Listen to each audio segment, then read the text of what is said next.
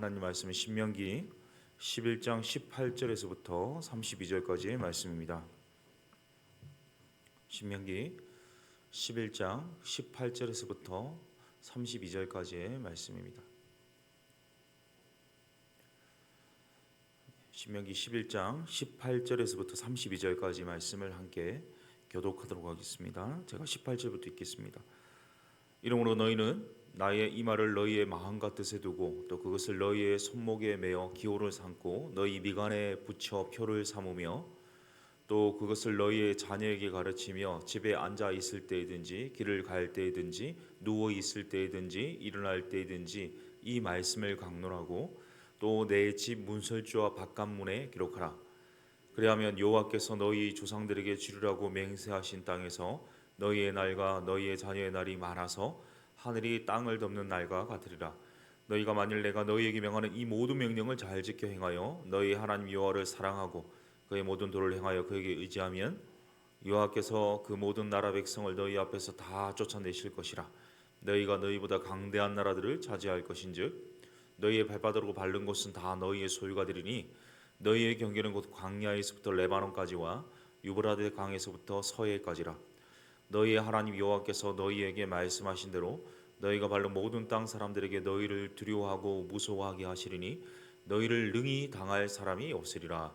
내가 오늘 복과 저주를 너희 앞에 두라니 너희가 만일 내가 오늘 너희에게 명하는 너희의 하나님 여호와의 명령을 들으면 복이 될 것이요 너희가 만일 내가 오늘 너희에게 명령하는 도에서 돌이켜 떠나 너희 하나님 여호와의 명령을 듣지 아니하고 본래 알지 못하던 다른 신들을 따르면 저주를 받으리라.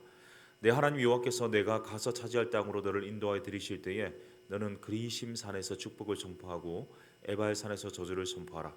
이 두 산은 요단강 저쪽 곧 해지는 쪽으로 가는 길 뒷길 맞은편 모래 상수리 나무 길에 아라바에 거주하는 가나안 족속의 땅에 있지 아니하냐. 너희가 요단을 건너 너희 하나님 여호와께서 너희에게 주시는 땅에 들어가서 그 땅을 차지하려 하나니 반드시 그것을 차지하여 거기 거주할지라. 내가 오늘 너희 앞에 베푸는 모든 규례와 법들을 너희는 지켜 행할지니라. 아멘. 신명기서는요, 우리 모압 평지에서 한 달 동안 모세가 출애굽 2세대들에게 가나안 땅 입성을 앞두고 세 번의 설교를 들려준 것을 기록한 책이라고 제가 말씀드렸는데요. 그 모세의 두 번째 설교가 신명기 5장부터 11장에 걸쳐서 나오거든요.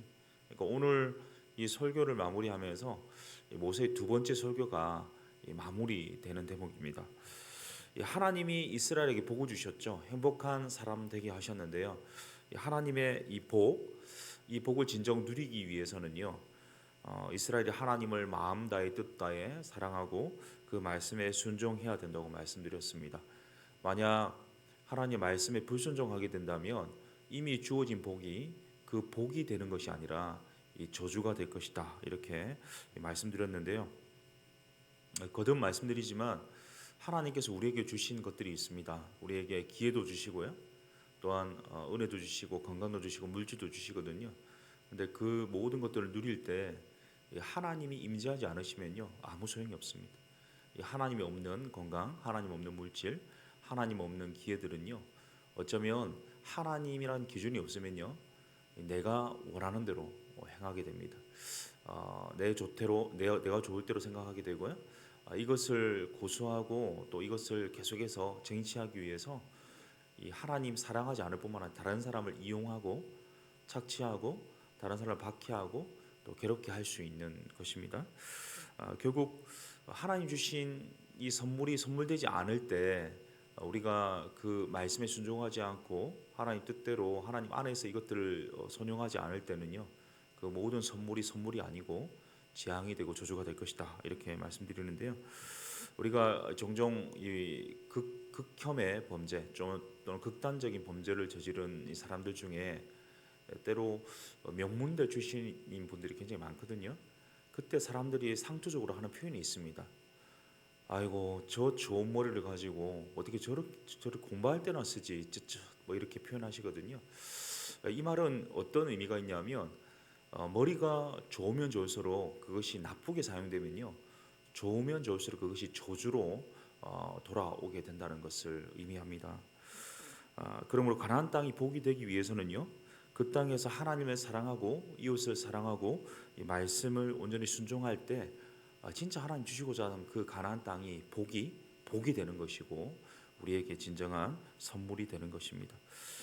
이스라엘이 하나님 말씀을 들으라, 이 모세가 이 설교를 통해 선포하고요, 하나님께서 모세를 통해서 계속해서 거듭 강조하시는 것이 이 말씀을 듣고 순종하며 복을 줄 것이다. 이 표현은요, 어떤 뭐 채무 관계에서 오는 표현이 아닙니다. 뭐 강압적으로 내가 주인이니까 너희는 종이니까 복종해야 된다, 뭐 이렇게 강력하게 또 요구하시는 부분도 아닙니다.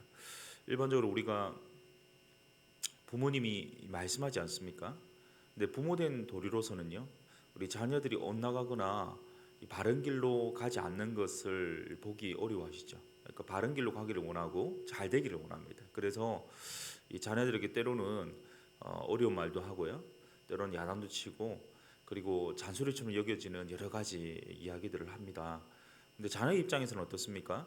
그 부모의 말이 사랑으로 느껴지기보다는 때로는 그것이 잔소리 같고 또 듣기 싫고 또 마음에 들지 않은 경우가 굉장히 많죠.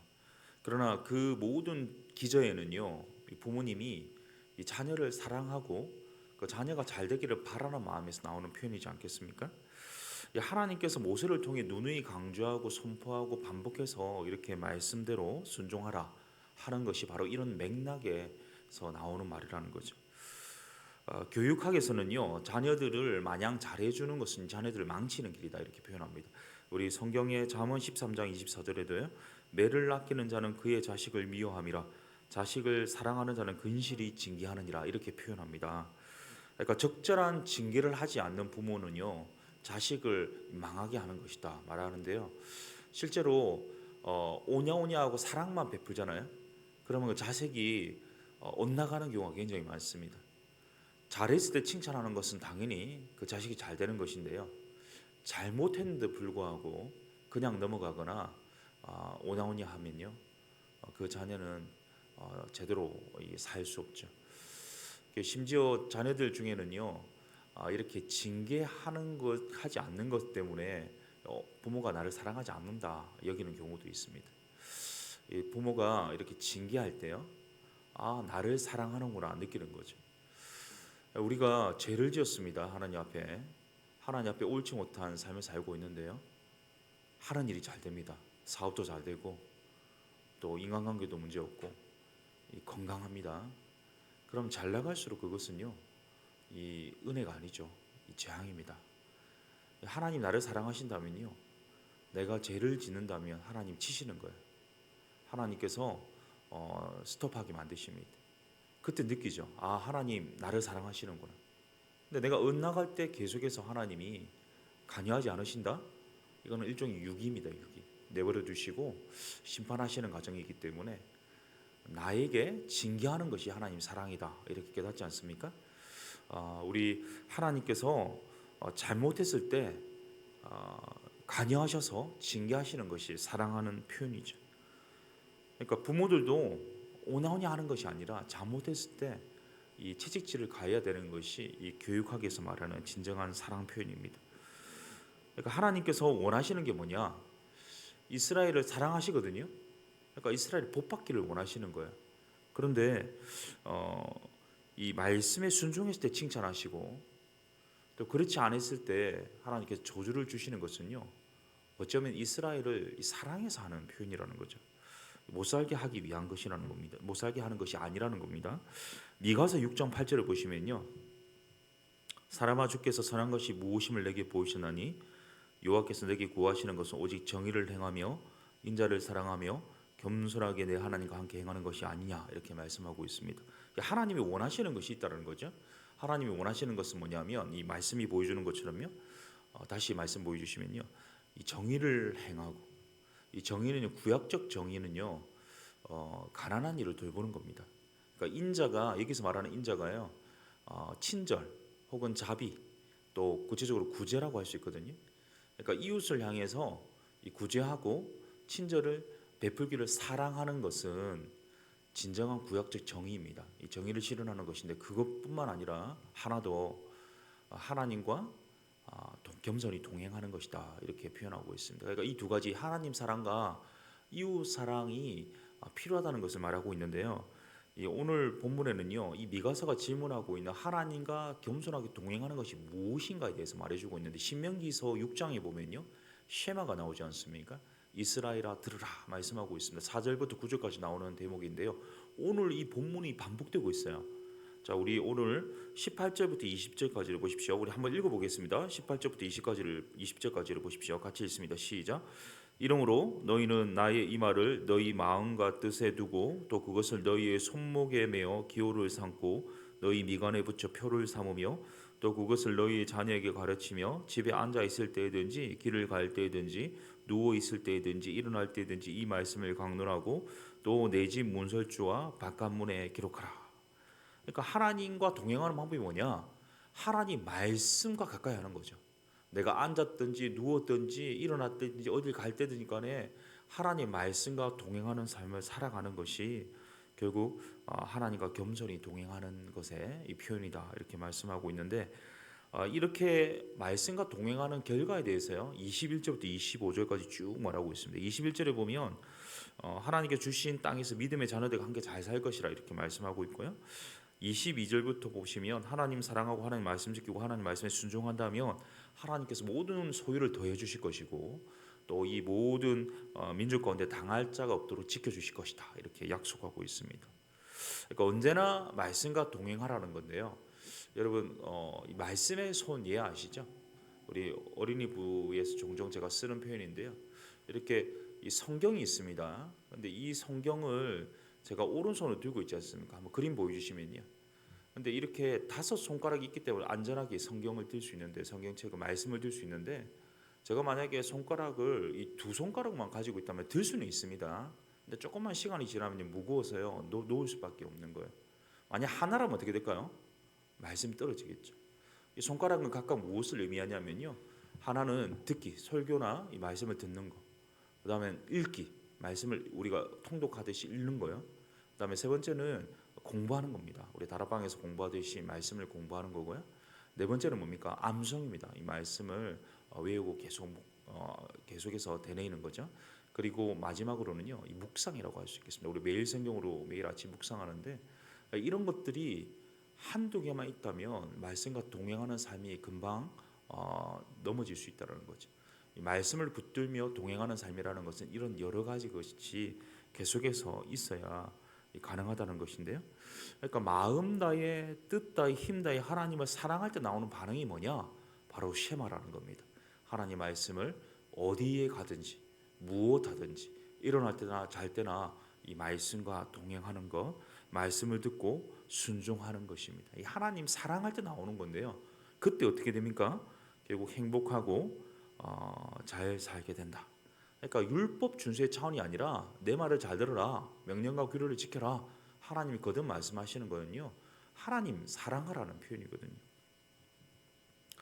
제가 학부 때 존경하던 은사들이 꽤 계신데요. 제가 전공이다 보니까 여우 교수님들이 꽤 있었거든요. 근데 한 여우 교수님을 제가 굉장히 사모했습니다. 물론 외모적으로 이성이기 때문에 사모한 그런 건 아닙니다. 이 가르침에 있어서 진정성이 있었고요. 그리고 그분이 하는 모든 어떤 가르침이 좋아하는, 특별히 이제 시 창작론 이런 수업이 있었거든요. 예, 그 교수님 어떻게 하냐면 강의를 하시다가 갑자기 그 창가로 걸어가세요. 창가로 걸어가서 창밖을 내려보시면서요, 우리는 이제 교수님 주목하고 있죠. 그러면 창밖에 서서요, 우리를 보시는 게 아니라 창밖을 응시하시면서 시를 읊어요. 근데 이 강의실에, 이 조용한 강의실에 이 낭낭한 목소리, 청아한 목소리로 이렇게 시를 읊을 때 그 분위기, 또 그렇게 한 절 한 절 읽을 때에 그 의미가 굉장히 가슴 깊이 와닿거든요. 그러니까 그 교수님이 너무 좋은 겁니다. 그래서 이 교수님을 좋아하게 되니까 어떤 현상이 일어나냐면, 교수님이 강의 시간에 하는 한마디 한마디 또는 틱언어 이런 버릇들까지도요, 제가 다 귀담아 듣고 따라하게 되더라고요. 교수님 사랑하니까 모든 것을 제가 소화하려고 하더라고요. 우리가 하나님 사랑한다면요, 하나님 모든 거 닮아가려고 할 겁니다. 하나님 모든 거 들으려고 하겠죠. 우리 주님께서도 말씀하셨습니다. 요한복음 14장 15절에 보시면요. 같이 읽겠습니다. 시작. 너희가 나를 사랑하면 나의 계명을 지키리라. 계명을 지키라라고 말씀한 게 아니라 하나님을 사랑한다면 말씀대로 살 것이다. 이렇게 강조하고 있습니다. 우리 주님께서 마태복음 6장에서 이런 말씀하셨죠. 다 아시는 말씀입니다. 그런즉 너희는 먼저 그의 나라와 그의 의를 구하라. 그리하면 이 모든 것을 너희에게 더하시리라. 하나님 나라를 우선 구해야 된다. 하나님의 나라를 구해라. 근데 하나님의 나라라는 것은요, 하나님 통치라고 우리가 알고 있지 않습니까? 하나님은 어떤 걸 가지고 통치하세요? 말씀과 성령으로 통치하시죠. 그럼 결국 이 말씀의 통치라는 것은요, 이 말씀대로 우리가 인정하고 순종한다면 하나님께서 어떻게 해요? 우리에게 모든 것 더해 주실 것이다. 이렇게 말씀하고 있습니다. 결론적으로 모세가 이 설교를 마무리하면서 시청각 교훈을 주거든요. 우리 29절을 보시면요. 29절 같이 있습니다. 시작. 내 하나님 여호와께서 내가 가서 차지할 땅으로 너를 인도하여 들이실 때에 너는 그리심산에서 축복을 선포하고 에바산에서 저주를 선포하라. 아멘. 이 세겜이라는 지역에 그리심산과 에바산이 있습니다. 세겜은 이 이스라엘 역사에서 중요한 사건들이 몇 개 일어났었는데요. 이 세겜의 뜻이 어깨입니다. 어깨. 양 어깨에 한편에는 그리심산, 한편에는 에발산이 있는데요. 그리심산은 보기에도 울창합니다. 근데 에발산은 보기에도 황폐하거든요. 근데 이스라엘 백성들을 두 팀으로 나눠서요. 한 그룹은 이 그리심산에 올라가도록 합니다. 한 그룹은 에발산에 올라가도록 합니다. 이게 큰 산이 아니라 높은 산이 아니라 약간 좀 둔덕 같은 조금 높은 언덕입니다. 그 산에 오르면요. 중간에서 이제 모세가 설교를 하는 겁니다. 요즘처럼 이렇게 음향이 발달하는 시대가 아니기 때문에 양쪽에 그룹을 지은 이스라엘 백성들 가운데 모세가 선포할 때에 축복을 선포하면요, 이 그리심산에서 아멘으로 크게 하답합니다. 이 저주를 선포하면 이쪽에서 또 이 아멘으로 하답하죠. 근데 이 긍정적인 아멘을 선포하는 그리심산의 이스라엘 백성들의 이 아멘 소리는요, 이 산을 울리고 울려서 이 메아리 쳐서 다시 이스라엘 백성들의 귓가에 마음속에 새겨지게 됩니다. 결국 이러한 눈에 보이는 시청각, 눈에 보이는 이런 음향, 눈에 보이는 어떤 이 말씀에 대한 준수를 통해서 지금 보이는 것처럼 그리심산의 울창함처럼 말씀에 순종하면 너희들이 이렇게 울창하고 베푸르게 될 것이고, 말씀에 불순종한다면 에발산처럼 이렇게 황폐하게 될 것이라는 것을 보여주고 있는데요. 특별히 27절 28절을 마지막으로 읽겠습니다. 시작.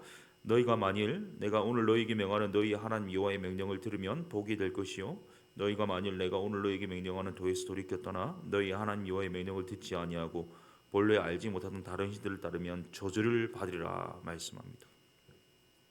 지금 그린신산 보이지 않느냐? 에바산 보고 있지 않느냐? 자, 이 갈림길에서 너희들은 뭘 택하겠느냐? 이렇게 선택하라고 말하고 있습니다. 그러니까 우리는 그냥 이 말씀을 읽고 있지만요, 이스라엘 백성들은요, 지금 눈에 보이는 시각적으로 그리심산에서 에바산에 서 있으면서요, 무엇을 택해야 될 것인가에 대해서 정말 지금 마음속에 결정하고 있는 겁니다.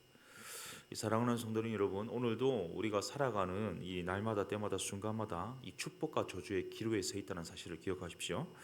우리가 하나님을 진짜 사랑하고 그래서 그 하나님 말씀에 순종한다면요, 그리고 하나님 말씀의 통치 아래 들어간다면요, 하나님께서 우리에게 모든 것도 하실 것입니다. 예비하신 축복과 예비하신 선물이 진짜 선물이 되고 축복이 될 것입니다. 그런데 우리가 이 말씀의 통치를 벗어나서 불순종하게 되면요, 그러한 선택은 이 복이 아니고 이 저주가 되게 될 것입니다. 오늘 하루도 우리 남은 생에도 먼저 하나님 나라와 의를 구하는 하나님 말씀의 통치 아래 하나님 사랑하기 때문에 순종할 때 하나님께서 우리에게 약속된 복뿐만 아니라 모든 복을 덤으로 주시는 은혜를 누릴 수 있는 우리 모두 되실 수 있기를 예수님의 이름으로 축복합니다. 우리 함께 말씀 가지고 기도하기를 원하는데요. 제가 쉬운 성경으로 마태복음 6장 33절을 가져왔거든요. 쉬운 성경으로 제가 한번 읽어보겠습니다. 먼저 아버지의 나라와 아버지의 의를 구하여라. 그러면 이 모든 것들이 너희에게 덤으로 주어질 것이다. 이렇게 말씀합니다. 그러니까 하나님 우리가 복 받기를 원하십니다. 우리에게 복 주기를 원하시는데 오늘 말씀에 우리 보고 이 선택하라고 말씀하시거든요. 매일매일 순간순간 선택의 기로에서 하나님의 나라, 하나님 말씀의 통치를 선택하는 순종하기를 하나님 보기를 원하십니다. 이런 이 선택과 순종을 통해서 하나님께서 우리에게 원래 주시고자 하시는 이 약속, 구원의 약속과 많은 은혜들의 약속을 하나님께서 주실 뿐만 아니라 모든 것들을 덤으로 더 주시겠다 이렇게 말씀하십니다. 오늘도 우리가 어떠한 상황 속에 있다 할지라도 하나님의 이 말씀의 통치 아래 순종하며 하나님 사랑하기 때문에 하나님 기뻐하시는 뜻에 따라서 순종하는 선택을 하게 하여 주셔서 하나님 주시는 복을 누릴 뿐만 아니라 덤으로 주시는 축복도 경험하는 하루 우리 남은 생에 되게 하여 주시도록 우리 함께 말씀 기억하며 기도하겠습니다. 살아계신 하나님 아버지, 오늘 말씀을 통해서 모세의 두 번째 설교를 통해서 우리에게 선택을 하라 말씀하십니다. 하나님 사랑하기 때문에 말씀 순종하는 겁니다. 하나님 말씀을 율법처럼 준수하고 준수처럼 그렇게 하나님 엄격히 규칙적으로 따라간다면 그것은 아무 의미 없습니다. 하나님 사랑하기 때문에 나오는 발로 사랑하는 하나님 말씀하셨기 때문에 그 말씀에 준행하고 청종하고 순종하는 헌신이 있게 하여 주셔서 오늘도 이 말씀의 통치를 받기를 원합니다. 하나님의 그 사랑의 나라에서 주시는 이 사랑의 통치를 통하여 하나님 내 삶 속에 정말 하나님 나라가 이루어지고 하나님 영광이 나타나고 하나님 뜻이 실현되고 하나님의 크신 역사가 이루어질 수 있기를 원합니다.